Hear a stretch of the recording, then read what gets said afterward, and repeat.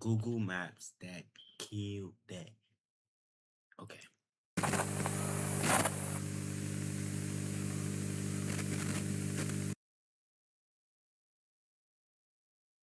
In eastern Russia, Sergei Ustinov and Vladislav Istomin were planning a big trip. The pair of friends were going to drive all the way from Yakutsk to the port city of Magadan, situated on the Sea of Okhotsk. Considering this was November 2020, the pair may have been hoping to escape the creeping restlessness brought on by COVID lockdowns. Or perhaps they were simply seeking adventure like 18-year-olds often do. Either way, their parents were not pleased when they heard about their plans. Sergei's mother in particular tried to talk them out of the trip, citing how dangerous a 1900-kilometer route would be. She wasn't exaggerating. Sitting in the deep reaches of eastern Siberia, their starting point Yakutsk is the most remote major city on the planet. It's also the coldest, with temperatures regularly reaching below -40, so cold that cars need to be left running all the time, or else they simply won't be able to start up. If you're Canadian like me, If my car need to start, need to stay running for it to still work, I will not want to go to that city. I don't know what they got in their mind. Was bright out there, was good out there. I don't know if you want to be like the Drake album, Iceman. I don't know. But I won't want to go there if my car can't start up after just me in a couple minutes in the grocery store. the best way to describe Yakutsk is that it's like one of those towns way up north that's only accessible via winter roads when bodies of water freeze. Except it's not a town. It's a city with 300,000 people, all of whom have to take a ferry across the Lena River if they want to drive out of it before the winter freeze sets in. This is where Sergei and Vladislav began their journey. After making their way across the river, they'd have only one road ahead of them that could lead them away from the city, the Kolyma Highway. To locals, the route bears a nickname. Bring your agent into Monday.com.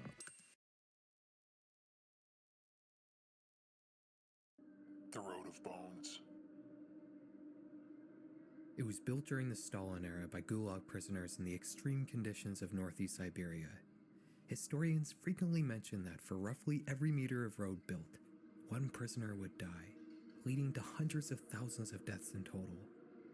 With so many bodies and being in such a remote place, the guards overseeing the construction would And this is where they wanted to go. This is where they wanted to cross, go, whatever. Y'all, I don't know, bro. I don't know what y'all seems fun in this. I don't. usually just leave the corpses in the foundation of the road itself, making the route's nickname an accurate description of what the road was physically built from. This is a highway Sergei and Vladislav are now pulling onto. While local customs dictate that vehicles driving along this incredibly remote route should travel in pairs due to the risk of hypothermia a breakdown could present, the pair of teenagers didn't follow this advice. In fact, they hadn't brought any proper winter clothes with them, only opting to wear puffer jackets and sneakers. They had originally planned their trip using Yandex Maps, but they instead decided to use this Russian platform's American equivalent, Google Maps, which had shown them a shortcut the other platform didn't appear to pick up on. The Yandex route had followed the Kolyma Highway, which first leads north to the town of Usnera and only then heads south down to Magadan, an indirect trip that would take a day and a half of driving.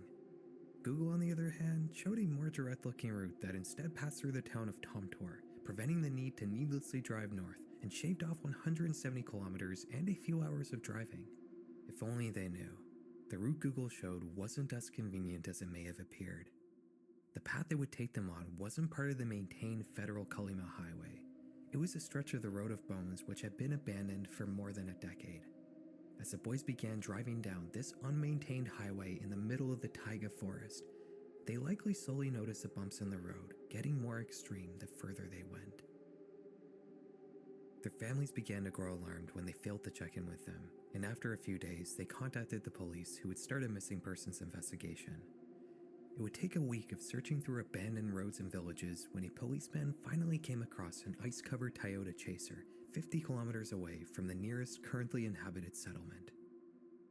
Inside was the body of Sergei Ustinov and a barely clinging to life Vladislav Istomin, who was quickly airlifted to a hospital in Yakutsk. Dang, RP, and then, what did they say? Somebody warned them to not go?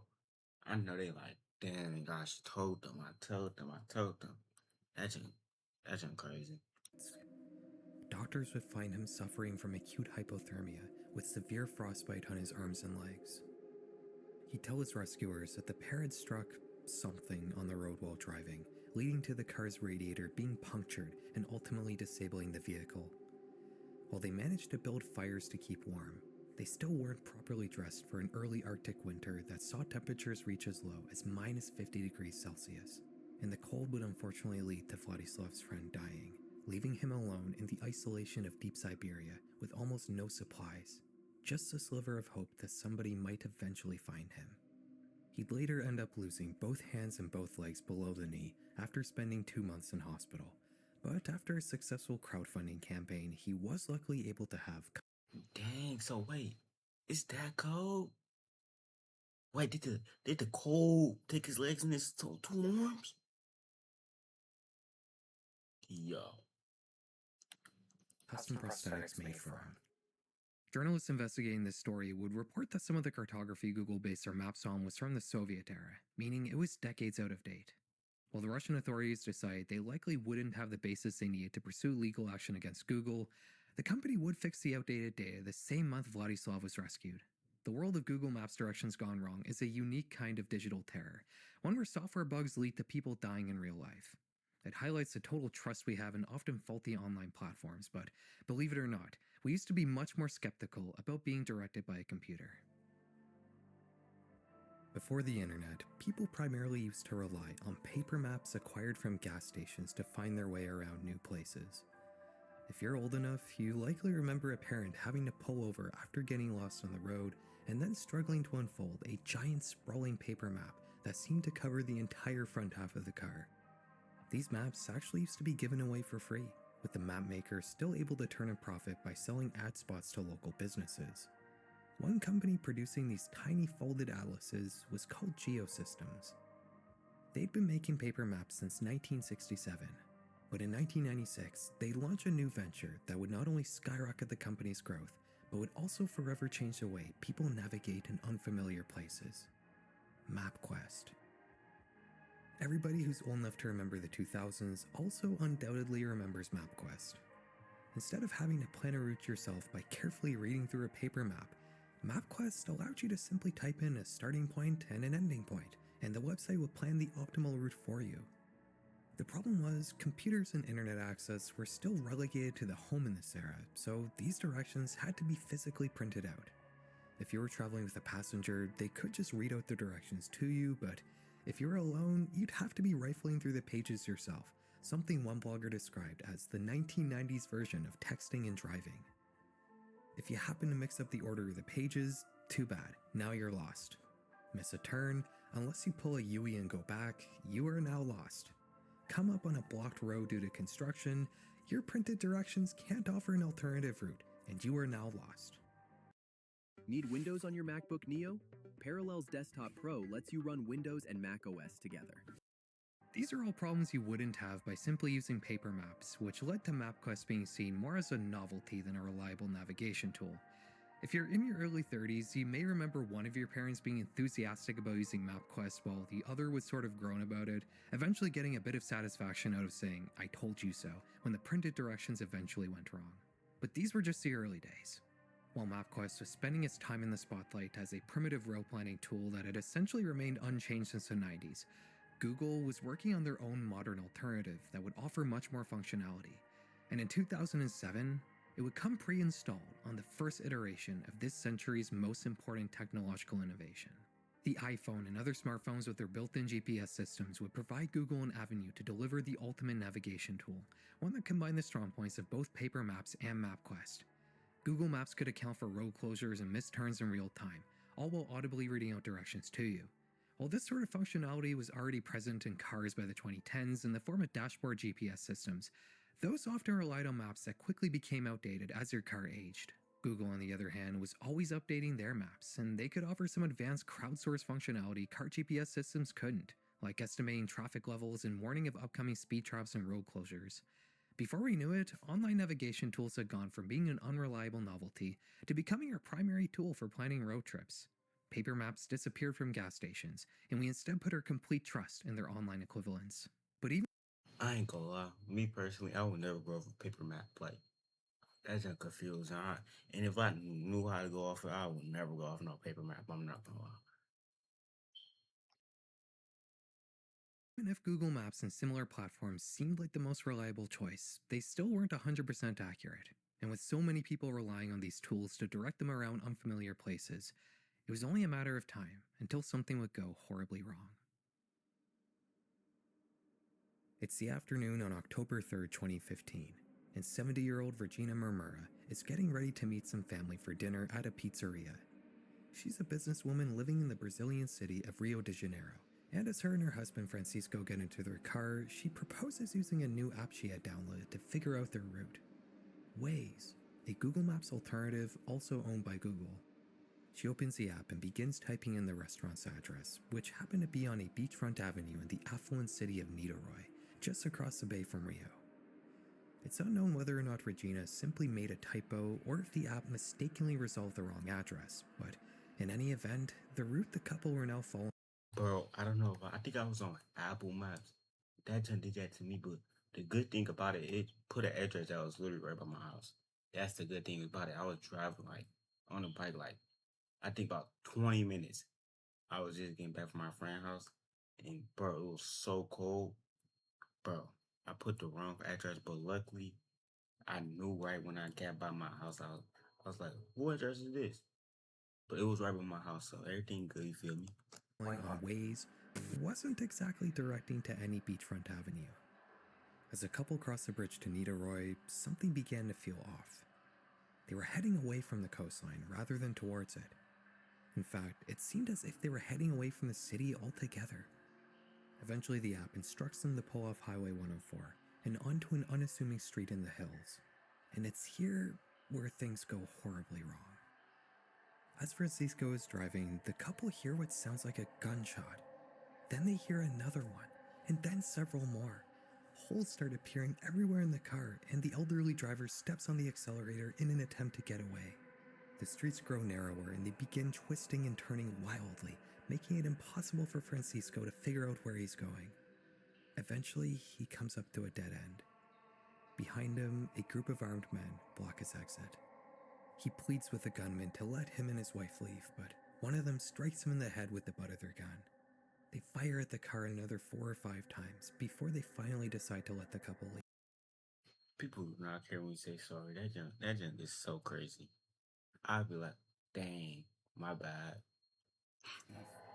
Francisco immediately drove to the hospital as Regina had been struck in the back by one of the many bullets that had passed through the car.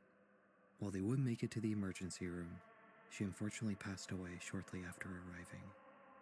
They hadn't known it then, but the Waze app had mistakenly directed them into the Caramujo favela, an informal neighborhood notorious for housing violent drug trafficking groups. One of the streets in the favela happened to have a very similar name to the coastal avenue Regina had intended to travel to. Shockingly, it wasn't the first time the Waze app would mistakenly direct unsuspecting drivers into Caramujo, with actress Fabiana Carla also being shot at after accidentally turning into the favela just weeks before the death of Regina Murmura. Police would eventually hunt down and arrest the leader of the armed group that had been shooting out lost drivers, a man by the name of Rodrigo da Silva Rodriguez. He'd get 60 years in prison. Waze would issue a statement explaining that while the company was saddened by Regina's murder, they wouldn't change the app's design, as the countless regular people who lived in the Caramujo favela also should be able to use online navigation tools to help find their way home. This wouldn't be the last death in Brazil tied to a map platform direct to users through favelas. A year later in December 2016, Italian tourist Roberto Bardella was touring around the country on a motorcycle with his cousin, using one of the many available online navigation tools to help find his way around. After visiting the Christ the Redeemer statue, the pair began making their way towards the beach. It's never been reported which app they were using, but whichever one it was, decided to route the cousins through Morro das Prazeres, another favela home to armed criminal groups, the members of whom assumed that Bardella and his cousin were plainclothes police officers.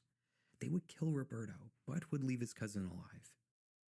3 months later, Argentinian tourist Natalia Capetti was shot in the back after Google Maps had directed her through the same favela.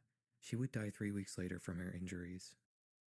You would assume somebody would do something about this, whether it was the Brazilian authorities or the mapping platform. I mean, yes, I will assume that they hurting all these people. Yes, I will assume that. You right, glasses, man. Platforms themselves. But other than prosecuting the people who have pulled the triggers, nothing would change to fix this ongoing problem, and it would only get worse. In 2024, a whopping 19 people will be shot after mistakenly entering favelas, whether it was unsuspecting tourists, lost locals, or Uber drivers. Google They telling me the law firm didn't do nothing and they killed 19 people. Yeah, we gotta update the law firm. We gotta update the police officers, bro. has repeatedly declined to comment on this pattern. With all these map platforms being primarily developed here in North America, the concept of risk zones may be a bit of a foreign concept to the people who run them. While a lot of effort is put into the things that pose risk to us, like weather warnings, it seems like the more dire dangers that exist in other parts of the world are little more than an afterthought to the people who call the shots on Google Maps. It would be one thing if stuff like this was only happening in Brazil, then Google could point at this being a Brazil problem rather than a Google Maps issue. But that's unfortunately not the case. Love Roblox? Earn Roblox digital gift cards with Microsoft Rewards. It's June 2026, and Pakistani businessman Ali Jamil is busy planning his family's first ever road trip. Him, his wife, and 2 daughters are going to drive from their home in Karachi to the naturally beautiful city of Quetta. His father had warned about the potential danger in traveling so close to the Afghan border, but Ali disregarded these fears, and to his credit, the family did make it perfectly fine to Quetta, and they reportedly enjoyed their vacation in the mountains. Ali had used Google Maps to find his way on the road, with the first leg of the trip mainly sticking to a national highway. On the return half, though, Google would decide, for whatever reason, to divert. Y'all making me not want to use Google Maps no more. I mean, I use it a lot. Even though I got an iPhone, I use it a lot. I never really use the iPhone one. I don't know why. Y'all making me not want to. I don't even want to look at the app no more. I'm deleting it. Ali off the highway and onto a smaller road. Perhaps the app thought it found a shortcut, or maybe it was just a glitch. Regardless, this back road would lead Ali and his family through the dashed area of the Mastun district. Dashed is a Persian word that refers to an arid plain, and that's very much the landscape Ali is now driving through. It's a bare and rocky landscape surrounded by tall mountains in the distance, but Ali and his family likely wouldn't have been able to see them considering they were driving through this area at night. All they would have been able to make out was the immediate stretch of road laying ahead of them. At some point, they pull up on a man standing in the road blocking their way. Brightly illuminated by the car's headlights, it's obvious he's carrying a gun. More men start walking into the light. One of them begins to approach the driver's window, but Ali steps on the accelerator, prompting the men to start shooting at the car. I mean, if I see somebody with a gun in the day in front of my car or something, they not even gonna get a chance to step by me. I'm running them over. I ain't gonna lie. Cause if it's dark outside, you standing in front of my car with a gun, I'm running you over. You can't run over. I'm sorry. The vehicle would soon stop just a ways ahead of the gunman. Ali had been struck. He would die shortly after. His wife had also been hit 5 times, but she'd managed to cling on to life and do her best to calm down her daughters, who were luckily both uninjured. The authorities wouldn't arrive to rescue them until the following morning. The family had to spend the entire night in this dark and barren plain, knowing that the gunman may be out looking for them. After being brought to the hospital, Ali's wife would thankfully be stabilized, and she'd arrange a funeral for her husband at the end of June. Ali's murderers would never be identified, and nobody knows what those gunmen were doing in this isolated and barren region so late in the night. Once again, Google wouldn't issue any sort of public statement on this case, although it's worth noting that most of the public pressure in this instance was directed towards the Pakistani government. Still, Google had taken a family off of a well-traveled highway and onto a back road that led through what's essentially a conflict zone that frequently sees ambushes and militant violence from insurgent groups.